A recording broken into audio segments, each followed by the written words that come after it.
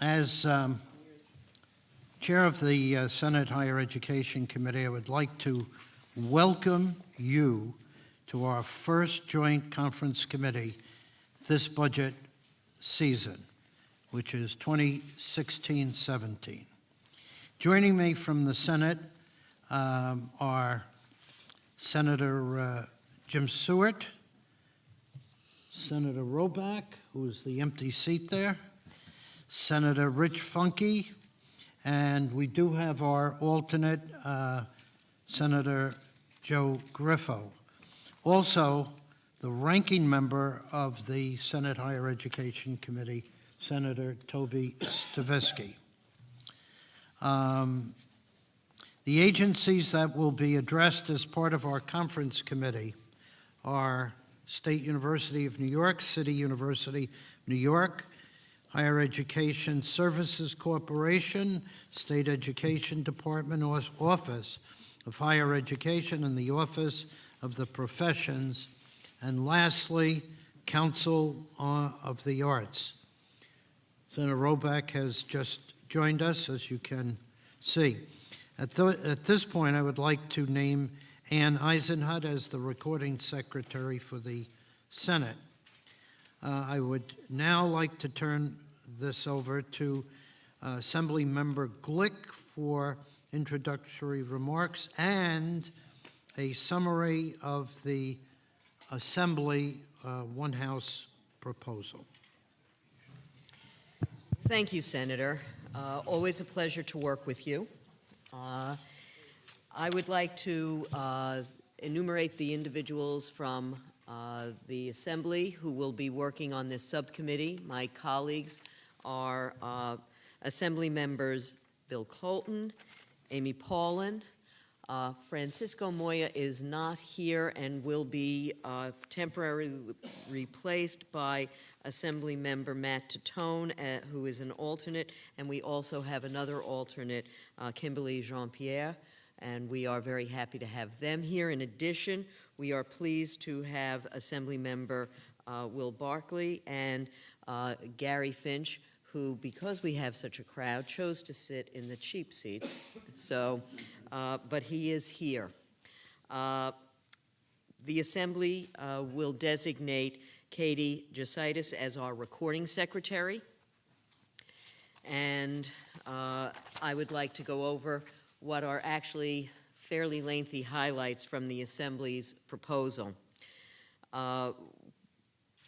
Clearly, our effort is to preserve a quality public higher education system that is accessible to all New Yorkers. In the SUNY CUNY 2020 proposal, we reject the proposed tuition increases. We provide, however, SUNY with $89.3 million and CUNY with $51.5 million in additional state support for the academic year as a way of making them whole for the tuition freeze. We believe it's appropriate that the schools have the necessary resources. We just believe that the students have, over the last 5 years, paid as much as they can, and student debt is a concern. We provide enhanced maintenance of effort provisions for SUNY and CUNY, which reflects what was in the legislation that was passed by both houses last year. And we require the executive to fund a 5-year capital plan for SUNY and CUNY going forward, which again reflects the legislation that was passed last year. SUNY, $100 per FTE increase in community college base aid, adding $13.3 million to SUNY community colleges, $5 million in additional funding to the Educational Opportunity Program.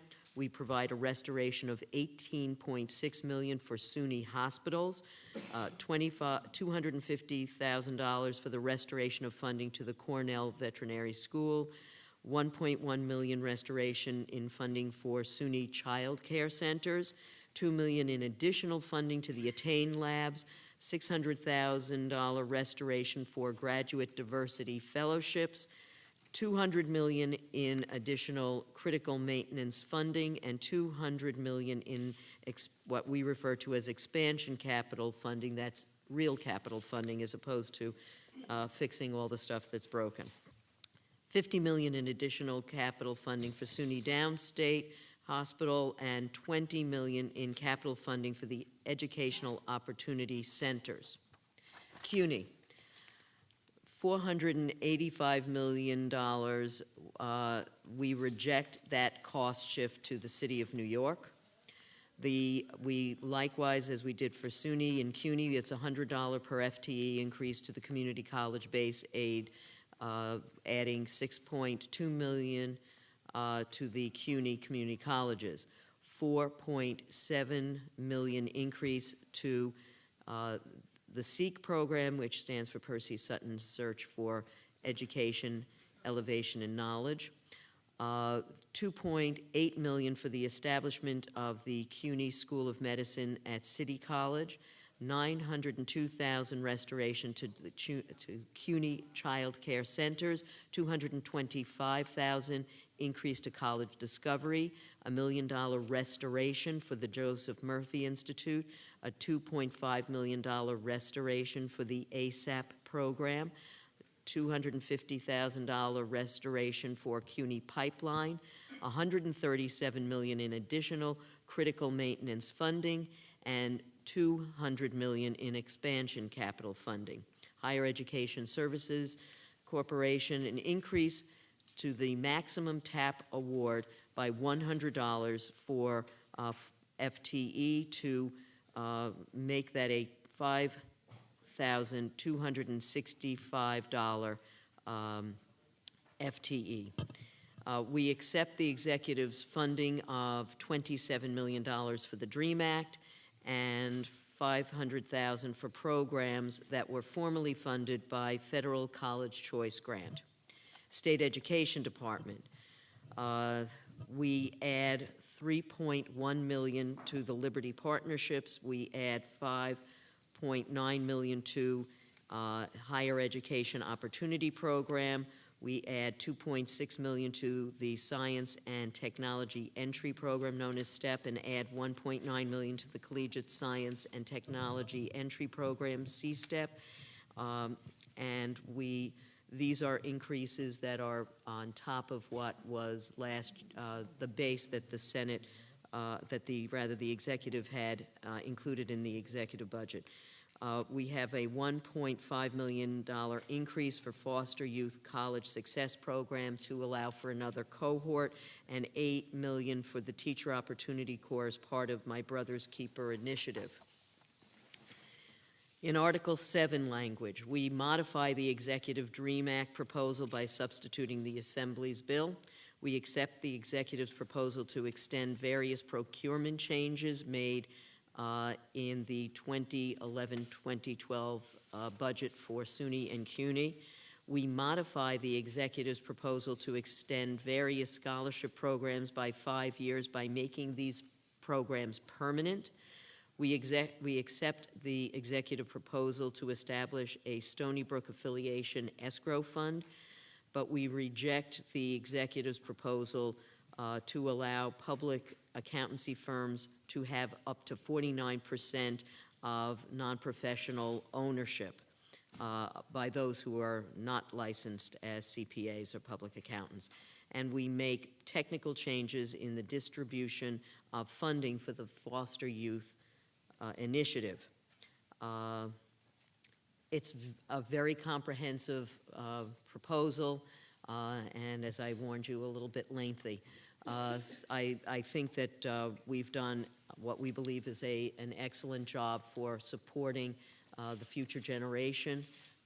New Yorkers who go to SUNY and CUNY tend to stay in New York and become our taxpayers. We want them to be as educated and successful as possible.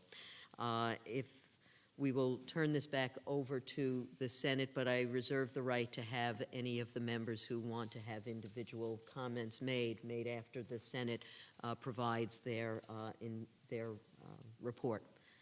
And I want to thank everybody for showing up, and I want to thank the Senator for his continued graciousness in all of these conversations. Madam Chair, it's been a great pleasure for me to work with you all these years, and while we represent our points of view, I think we do have an enjoyable experience. So the Senate is putting forth a proposal that highlights an affordable quality education for all of our sectors. The community colleges, we increased full-time FTE by $50 for SUNY, and this would bring the base aid up to $2,647. We also add to the community college $6.7 million for categorical and incentive aid for community colleges to keep high-needs programs and encourage service sharing between community colleges. We restore $1,098,000 in funding for child care centers at SUNY and $902,000 in child care centers for CUNY. We restore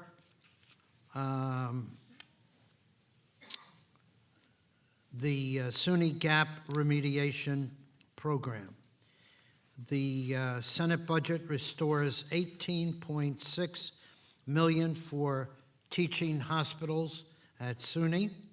We provide $60 million to offset the executive's proposed tuition increase.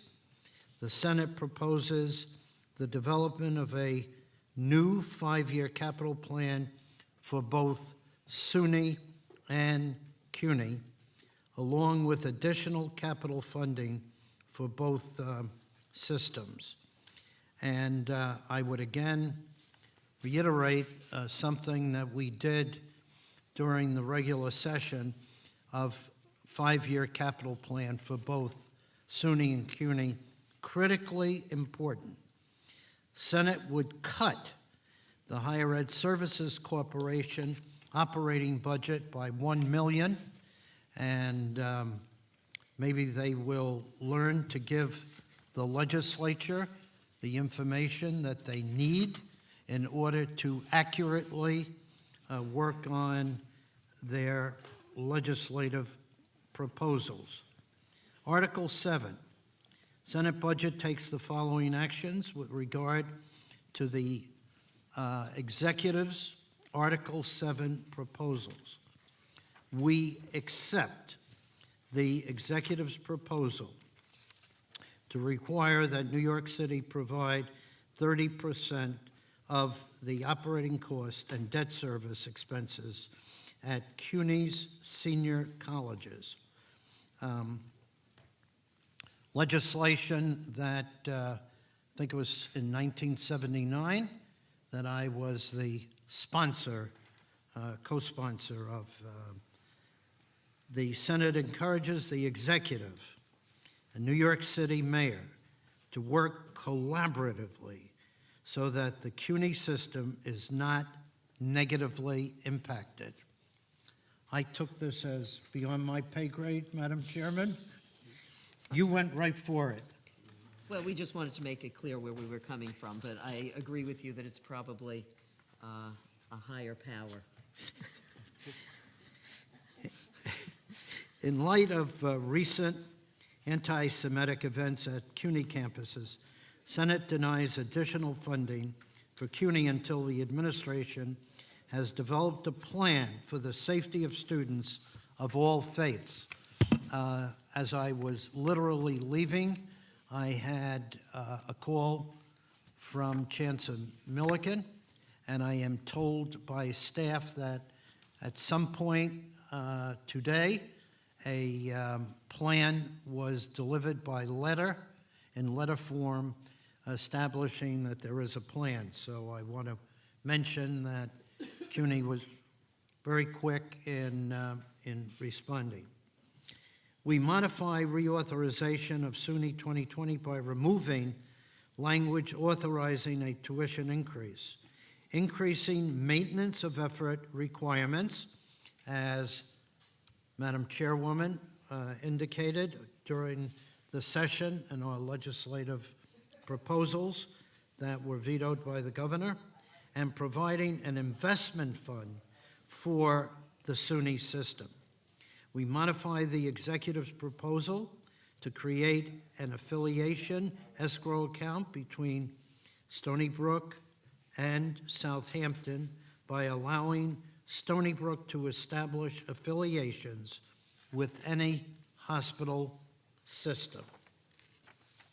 We reject the executive proposal to provide financial aid for undocumented students. The appropriation for this executive proposal will be reallocated, which is $27 million, reallocated toward the Senate's proposal to reform TAP to help the most middle-class families possible, going to the issue of affordability. We accept the executive's proposal to extend various scholarship programs for 5 years and enact conforming changes. We modify the executive's proposal to allow minority ownership of public accounting firms by non-CPAs by making technical changes. We accept the executive's proposal to provide a 5-year extension of policies which will allow SUNY to contract for various goods and services without first securing authorizations from any state agency, official or agency. We reject the executive proposal to extend the exemption for unlicensed individuals in certain professions and clarifies tasks and functions that can be performed by unlicensed individuals while holding harmless all current state agency employees. The Senate budget also advances the following Article 7 proposals.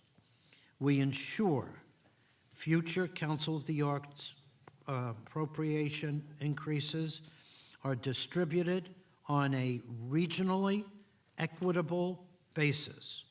We allow Orange County Community College to contract with school districts to provide bridge programs and other services, part of their core education mission. We expand the usage of career pathway programs. We conform the New York Financial Aid Award Letter with the federal award letter. We conform the state financial aid application process with the federal application process. We allow chiropractors to create limited liability companies with physicians. We eliminate chargebacks for upper division courses at FIT and prevent passing chargeback fees to localities within the county. We require additional reporting from colleges in the private sector. We expand STEM scholarship program to include the independent colleges and universities. We create a loan forgiveness program for agricultural educators. We create a prepaid tuition program. And we increase TAP payments and raise the income eligibility from $80,000 net taxable income to $100,000, and for the arts, an increase of $160,000. That's it, Madam Chairman. Thank you very much. I would be remiss if I did not say that we had from dating back to March 4th of this year, a notice from the Anti-Defamation League commending CUNY for its probe into anti-Semitic claims and incidents and the creation of a campus climate task force. I think they've taken some additional actions in terms of appointing 2 former prosecutors to review the incidents, and in addition, created a task force that was faculty and students and administrators to review best practices. I appreciate very much the fact that we want to ensure that every campus has an appropriate climate, but I would just say that over the years there have been incidents that have either been racially motivated or homophobic or anti-Semitic at many schools, and regrettably, young people sometimes don't know better. We have never suggested that in any of those instances that the state withhold funding, and that is of great concern. But we certainly want to be certain, as does the Senate, that all schools have the same availability of state funding, but also that they all provide a safe and respectful environment. And I don't think that the City University is really any different from any of the other schools that have had these circumstances.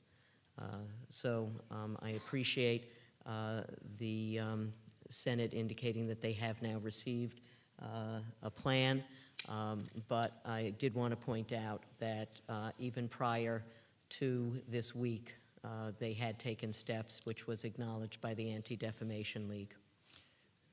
Madam Chairman, I'm just going to respond briefly that our conference felt that this required the chancellor and/or, as in previous incidents, that he and the City University administration were outraged by what took place. And I do agree and concur with your assessment that the chancellor moved to hire a law firm, et cetera, et cetera. But sometimes a few words and its tone can speak volumes. And that's all that our conference was looking for, along with the plan, of course. So that's all I say. I thank you very much, and I would just say that I know that you have a proposal on a way of reviewing the Council on the Arts, and I think that we just want to be certain that in the new environment, so many organizations may be located in one place, but may do work in a variety of locations, and doing this based on specific regions may disadvantage some of the more avant-garde or the more expansive arts programs, and we want to be certain that we don't wind up with unintended consequences of disadvantaging those that actually have broad-based outreach and do work in a number of locations. So we'll be looking at that proposal, And others, I'm sure. and many other proposals. I would just say at this point that, does anybody have any? Mr. Barkley. I do. Thank you, Madam Chairwoman. Just quickly, we appreciate the Assembly Majority's increase for the community base aid by $100, but we, in our conference, would like to see a greater increase because we would note that's still way under the third by statute the state is required to make. So we would encourage to increase that amount. We certainly appreciate that. The community colleges do a great job and are increasingly the gateway for all of our constituents. So we do need to do as much as we can, and I've often suggested to the governor's staff that there's a lot of economic development money that just could find its way into supporting education. So as this budget proceeds, I certainly take your position under advisement. And we'd just like to say that at this juncture, we don't have table targets, not a surprise. And until there's actually a table target, some of the issues of working out the numbers will be a little bit difficult to do. But there clearly are some other policy issues that we can begin to work on and discuss. And I just want to thank Senator Laval and his team for always being available. And I want to thank the people who are here. All of you are interested and concerned about higher education, public and private, and I'm sure that we will be having conversations with all of you as well, and that's the way the process should work, having the opportunity to delineate these things clearly in public and then have the public respond, and to work with my colleagues is an honor that I am very pleased to have. And I want to thank everybody on the Republican side and on the Democratic side in the Senate for the great communication. So,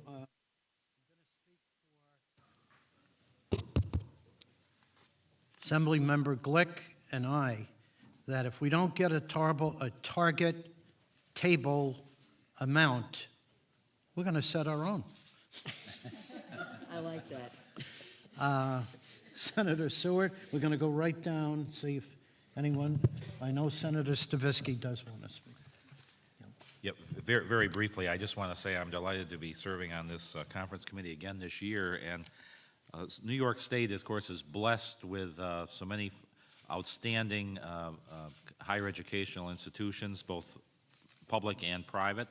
And I particularly am pleased with the Senate plan and the emphasis this year on making college more affordable. We have some outstanding colleges and universities. We want to make sure that people can afford to attend those outstanding institutions. And that's why I'm pleased with the TAP increase and changes in TAP that are included in the Senate plan that make that TAP program respond to the needs of today. There are a couple of items that may not be at this table, but very, very important to making college affordable. The new tax exemption to save $40 million on student loan payments, $255 million in tuition tax credit increases, and of course the legislation to increase transparency of private college data. These measures and others that are included in the plan, all designed to make college more affordable in New York State, and I think a very, very worthy goal. And I would just say as well that I certainly hope that this is the year when we can come in with a comprehensive SUNY capital program. We have been, in the past, had the 5-year capital programs for SUNY, which gave the campuses the opportunity to plan upgrading facilities for the benefit of students. And we have not had that type of comprehensive plan in recent years. I certainly hope that this is the year that we can return to that for the benefit of our local campuses. So with that, thank you, Mr. Chairman. Senator Funke or no? Senator Stavisky? Thank you, Chairman Laval, and to Assembly Member Glick, I thank you for your comments about the City University of New York, which I will get to in a moment. On March 7th, the Senate Democratic Conference sent a 17-page letter to Senator Flanagan outlining our position on the One House Senate resolution. And pages 8 and 9 discuss higher education. However, I do want to pick up on the comment that was made about the reason for the shift in the 30% cost of the CUNY four-year colleges to the City of New York.